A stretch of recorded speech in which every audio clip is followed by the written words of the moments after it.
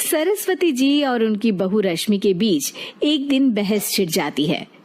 आखिर किसका काम ज्यादा आसान है, बहू का या सास का? माँ जी, सास को काम ही क्या है, आपके सारे काम उंगलियों पे तो हो जाते हैं। कुछ भी। हाँ, हिसाब तो उंगलियों पे ही हो जाता है ना। अरे बेटा, ऐसा सिर्फ अभी लगता है। जो मुझे करना पड़ता है ना, वो तुझे करना पड़े तो समझ आएगा कि असली काम का पहाड़ कैसा होता है। ठेले बराबर वजन भी नहीं है आपके काम में, और बात पहाड़ों के वजन की कर रही हैं आप। तू ऐसा करती ही क्या है घर में बेटा, ये तो बता मुझे। मैं थोड़ी ना कुछ करती हूँ, सब जादू से हो रहा है इस घर में। अरे एक दिन मेरा काम करोगी तो समझ आएगा। Okay okay, shut up. कल से मैं घर के काम करूंगी और तू मेरी जगह हर चीज का हिसाब रखना, ठीक है? ठीक है, ये भी कर लेते हैं। ये सास बहू की डील के बारे में रश्मि के पति अमन को नहीं पता था और ना ही अमन के पिताजी सुरेश जी को। पर गेहूं के साथ साथ जैसे घुन भी पिस जाता है, ये दोनों भी पीसने वाले थे। सुबह अमन उठकर रेडी होता है ऑफिस जाने के लिए, तो पता है उसके कपड़े नहीं निकले हुए हैं। अरे रश्मि, तुमने मेरे कपड़े नहीं निकाले? अपनी माँ से पूछो ना, उन्हीं का काम है ये। अमन अपनी माँ के पास जाता है। अब मेरे कपड़े आज आप देने वाले हो क्या माँ? हाँ, देना तो मुझे ही चाहिए, पर तेरी बहू ने कपड़े धोने ही नहीं डाले, तो कोई भी धुला हुआ कपड़ा नहीं है बेटा। हैं? ऐसा क्यों? कपड़े तो धोने आप ही देते हो ना माँ?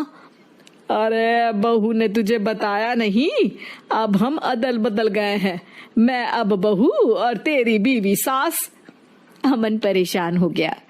वो बिना इस्त्री के कपड़े पहनकर ऑफिस चला गया। सरस्वती जी अपने घुटने के दर्द के कारण झुककर घर साफ नहीं कर पा रही थी और ना ही खाना बनाना याद रख पाई। उधर रश्मि पहले ही दिन घर की चाबी घुमा चुकी थी और 300 रुपए का हिसाब अलग नहीं मिल रहा था। पर दोनों का ही घमंड कैलाश पर्वत से भी बड़ा था और दोनों ही खेमे एक दूसरे की बात मानने को बिल्कुल तैयार नहीं थे। शाम को जब सुरेश जी और अमन खाना खाने बैठते हैं तो सरस्वती जी उनके सामने गाजर और पपीते लाकर रख देती हैं। अरे माँ, ये क्या है? ख्याली पुलाव के साथ सलाद। माँ जी खाना बनाना भूल गई लगता है। अरे एक एक चमन्नी का हिसाब है मेरे पास, खाना बनाना कैसे भूल जाऊंगी? ये तो मैंने पढ़ा था कि फल फ्रूट खाने से सेहत अच्छी रहती है, इसीलिए ये ले, एक फल खा ले। रात को सुरेश जी और अमन अपनी मीटिंग बिठाते हैं अकेले में। बाबूजी, इनकी लड़ाई के कारण ना हमें ठीक से खाना मिल रहा है, उल्टा घर के सारे काम रुक गए हैं।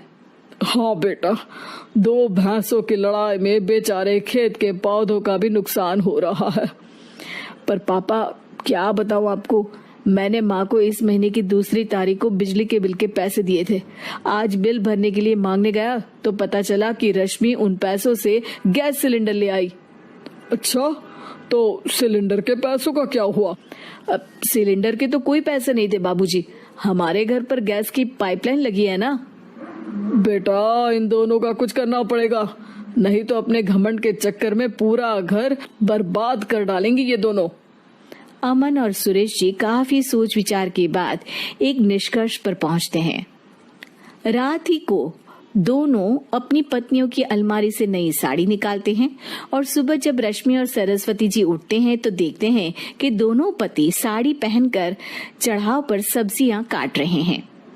अरे ये सब क्या हो रहा है? क्या हो रहा है मतलब?